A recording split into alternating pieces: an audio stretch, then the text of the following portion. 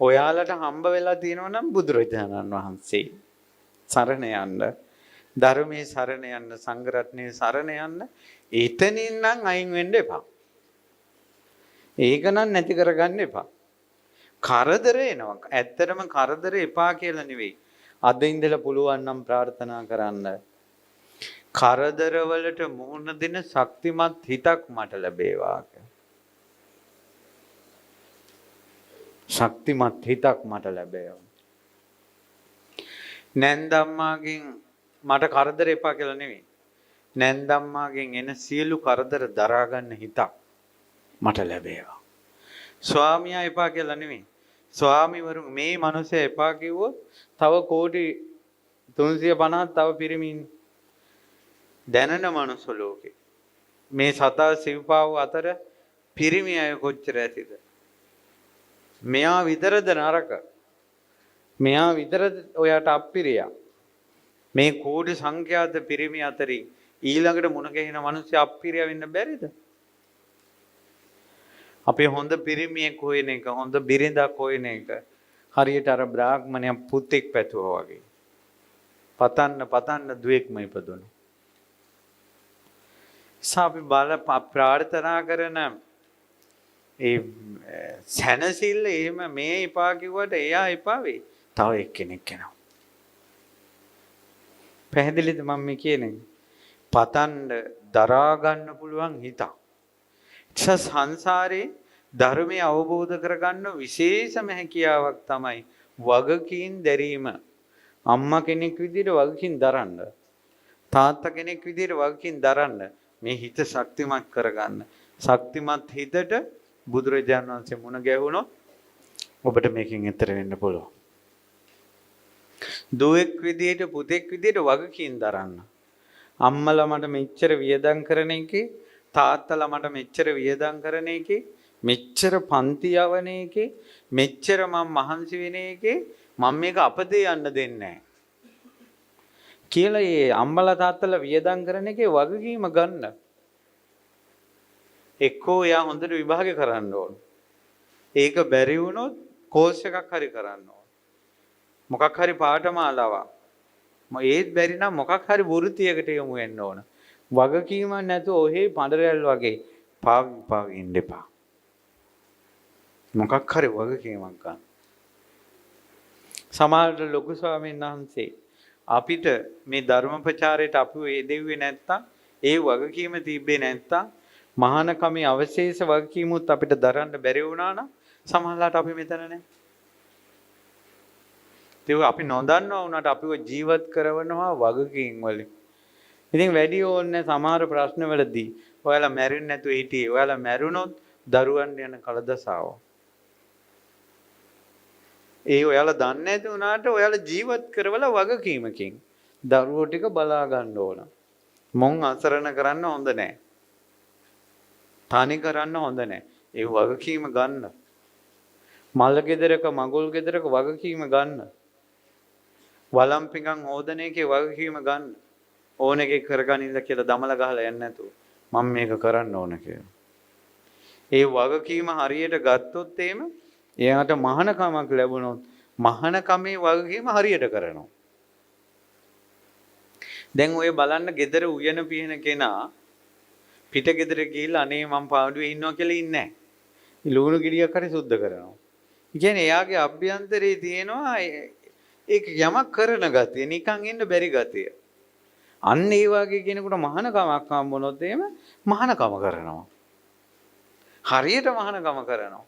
අම්මගේ කෘත්‍ය හරියට කරන්න. තාත්තා කෙනෙක්ගේ වගකීම හරියට කරන්න. රස්සාවේ වගකීම හරියට කරන්න. ඕනෑවට එපාවට තමන්ට පඩිය ලැබෙන, තමන්ගේ දරුමල්ලෝ ගෙදර ජීවත් වෙන, ඒ පඩියක් ලැබෙන රස්සාවත් ඕනෑවට එපාවන්නම් කරන්නේ. සසර දුකින් එතර වෙන්න පිණ්ඩපාතෙන් යැපෙන මහානකම කොහොමදවත් හරියට කරන්නේ නැහැ. අරක හරියට කරන්න බැරි නම්. රස්සාව හරියට කරන්න වගකීම. මං ගන්න පඩියට මං හරියට මේක කරන්න ඕන. එතකොට තමයි මේ හදවත ශක්තිමත් වෙන්නේ. වගකීමකින් මිනිස්සෙක් ශක්තිමත් වෙනවා. එයාට තනි තීරණ ගන්න බෑ. එයාට තනියෙන් සියදිවි නසා ගන්න බෑ. ඒ කියන්නේ එයාට තනි තීරණ ගන්න බෑ. එයාට වගකීමක් තියෙනවා. මරණය විසින් අනිත්‍ය විසින් අපිව නැති වෙලා යයි. අපි රැක ගන්න අපි යුතුයකම් ඉෂ්ට කරන සමාජය අපිට අත්හරින්න වෙනවා. ඒ බණ අපි පිළිගන්න ඕන. නමුත් මම මගේ වගකීම කරන්න ඕන. පැහැදිලි නේද මම කියන්නේ? ඒකයි. ඒ නිසා තමයි සම්මා දිට්ඨිය තියෙන්නේ. අත්ති ඉත්තං අත්ති හුතං කියලා. හුතං කියලා කියන්නේ සේවාවත් පිළිවෙත්. හරියට කිරීම සම්මා දිට්ඨියටයි තියෙන්නේ. වගකීම හරියට කිරීම. මම ළඟදීන් සයිප්‍රස් රටේ ධර්ම ප්‍රචාරයට වැඩියා. කටින පින්ගමට ගියේ. ඒ අම්මලා මගෙන් චීට් එකක් එවලා තිබ්බා. හාන්දුරනේ අපිට ගොඩක් දුර රටක ඉන්නේ. අපි ලෙඩ්ඩු බලාගන්නේ. ලෙඩ්ඩු බලාගෙන ඉන්න අපිට නිවනක් නැද්ද? අපිට සුගතියක් නැද්ද කියලා. මං කොන් නිවනක් තියෙනවා. සුගතියක් තියෙනවා. ඒ තමයි ඔයාලගේ රස්සාව හරියට කරන්න. හරියට කරන්න ඒක. යෝගිලානං උපට්ඨේය සෝමං උපට්ඨේය. ගිලනුන්ට උපස්ථාන කරනවා නම් එයා මට උපස්ථාන කරනවා කියලා බුදුරජාණන් වහන්සේ වදාලා. ඒ රටේ ගොඩාක් අය ආච්චිලා කියලා වයසක අය බලාගන්න. හරියට කරන්න කොයි වගකීම සේප් වෙන්න කරන්න නැතුව. මම ජීවත් වෙන්නේ අපේ දරුවෝ ජීවත් වෙන්නේ අපි ගෙවල් දොරවල් හදාගෙන ඉන්නේ මේ මිනිස්සයාට උපස්ථාන කරන නිසා ලැබෙන පඩියේ. අපේ ගෙදර පිරිසක් සතුටු වෙන්නේ මෙයා නිසා. මම මෙයාව බලා ගන්න ඕන කියලා බලා ගන්න ඕන. හරියට දිය උල්පතක් රැක ගන්නවා වගේ. ලිඳේ වතුර පිරෙන්නේ උල්පතෙන් නම් ඒ උල්පත බලා ගන්න ඕන. උල්පතට හානි වෙන්න දෙන්න හොඳ නැහැ. ගෙදරක අම්මා නිසා නම් ඒ ගෙදර ඔක්කොම හැන්ඩල් කරගෙන යන්නේ ඒ අම්මා පරිස්සම් කර ගන්න ඕන. තාත්තා පරිස්සම් කර ගන්න ඕන. අපිට සංඝයාගෙන් නම් ඒ පිහිට එන්නේ ඒ සංඝයා රැක ගන්න ඕන. සංඝයා පරිස්සම් කර ගන්න ඕන. අන්න ඔය වගේ චිත්ත සංකල්පනා මේ හදවතේ කැරෙනකොට හදවත ශක්තිමත් වෙනවා. අනේ ඔයා hina වුන්නේ කියන්නේ හිත මොලොක් වෙනවා. මොලොක් වෙලා ඒක ටිකක් දියාරු වෙලා අච්චාරු වෙලා මොකද්ද වෙලා ඔහේ යනවා. අනේ කිය අම්මා කෙනෙක් කොච්චර වගකීමක් ඕනේද? පොඩි ළමයි වගේ මහ මිනිස්සු ඉන්න හොඳ නැහැ. මහ මිනිස්සුන්ට මෝරපු කමක් ඕන. ඒකට ඉතින් මේ බණ අහලාම හැදෙන්න. ගෙවල් වලින් හිත ශක්තිමත් කරන්න ඕනතරම් පරිසරය ලැබෙනවා. ඒ තමයි කරදර. කරදර වලට මුහුණ දීම. අඟුලිමාල කොයි තරම් කරදර කොටකට මුහුණ දුන්නාද? මේ වීරියවන්ත භික්ෂුණීන් අතර අග්‍ර අර අම්මා සිංගාල මාතා හෝ ඒ වගේ මට මතක අන්න ඒ මාතාව හැම ගෙදරින්ම පන්නලා දරුවෝ 10-12 දෙනෙක් හැම ගෙදරින්ම පැන්නෝ. දරුවන්ට සාප කළේ නැහැ. ඉවසා දරාගෙන මැරෙනකල් බත් ටිකක් කාලා කොයි හරි ජීවත් වෙන්න ඕන කියලා බත් ටිකක් ලැබෙන තැනක් හොයාගෙන ගියා. මෙහිණි ආරාමෙකින් බත් ටිකක් දුන්නා. මම මේ හිටියට කමක් නැද්ද අතු ගාගෙන ඉන්න පුළුවන් කිව්වා. ඉන්න ආච්චි අම්මා කිව්වා. ඊට පස්සේ හොඳට අතුපතු ගාන අම්මේ මේනින් වහන්සේලාට එන්න සතුටුයි. ඒ ඔක්කොම කරනවා මේ අම්මා. ඊට පස්සේ බණ කියනකොට ඒවත් අහගෙන ඉන්න. මොන්ද රැට දැන් වයසයි. ඔය කුසියේ දින පොඩි කණුවක් මැද.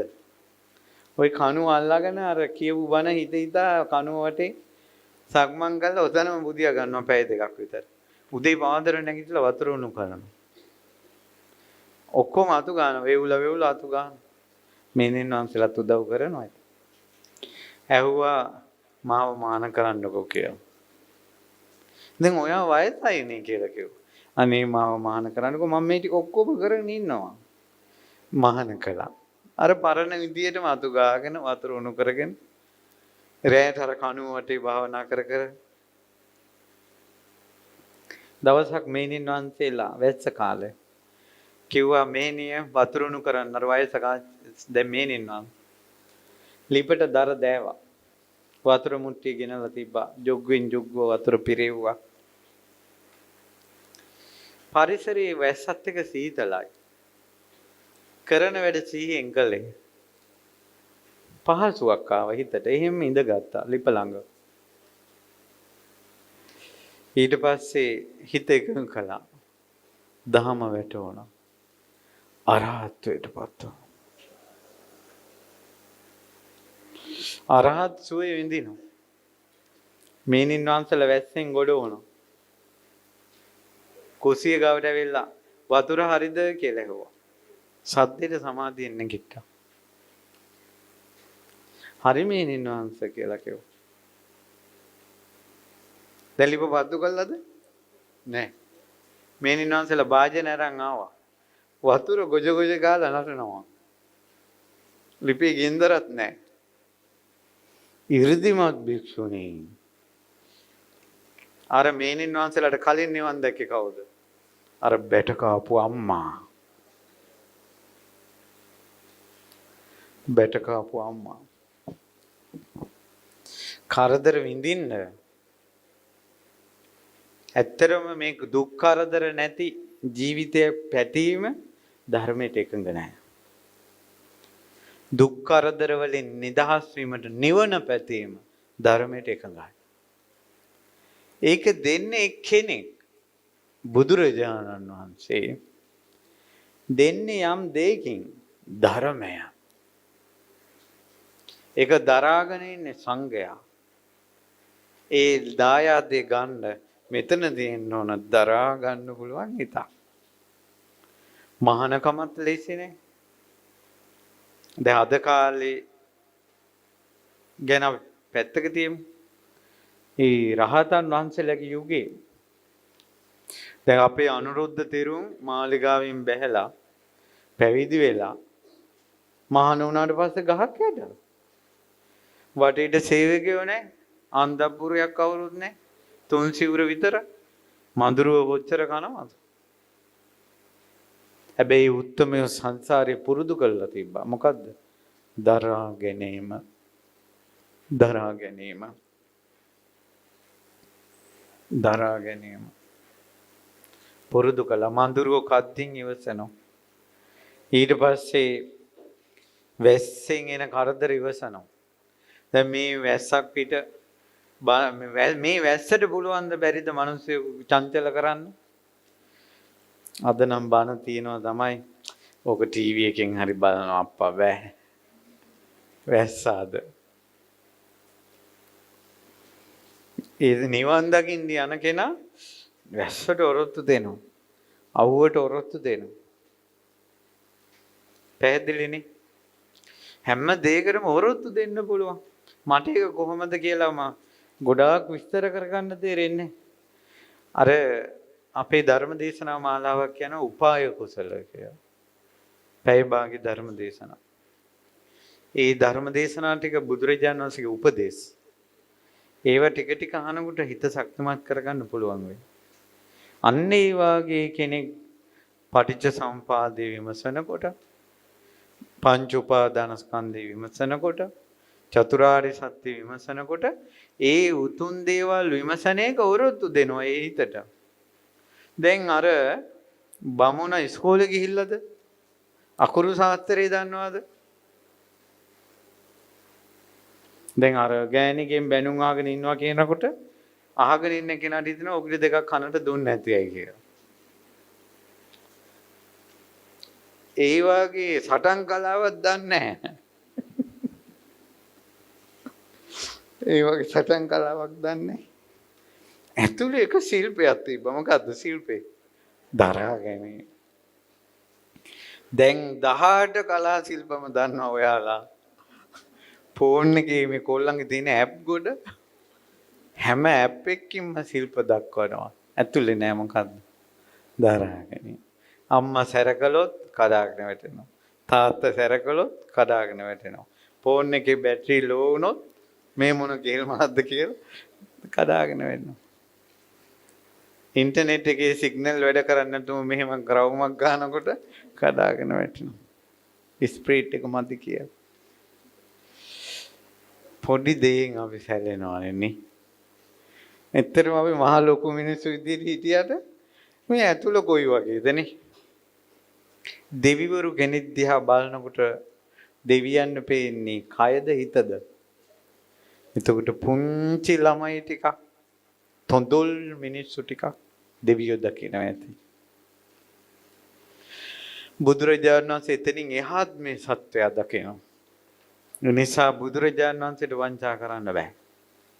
දැන් රුවන්වැලිසෑය පින්කමකට මට පුතෙක් කතා කළා. මං කෝ ඒ පින්කම ඔයා සංවිධානය කරන්න ඕන. ඇත්තටම මිනිස්සුන්ට යහපත සලස්වන්න.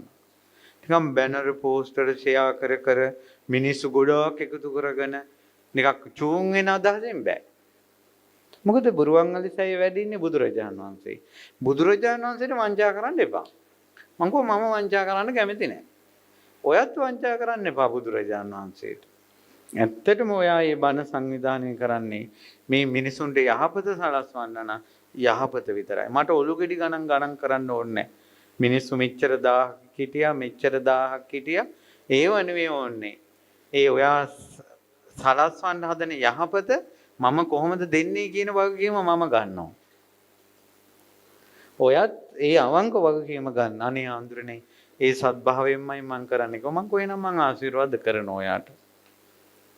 ඒ ආශිර්වාද කරනවා මහසෑයටම පිදුම් පුද පුදා ඔයාට පුළුවන් විදිහට මේ පින්කම සංවිධානය කරගන්න කියලා.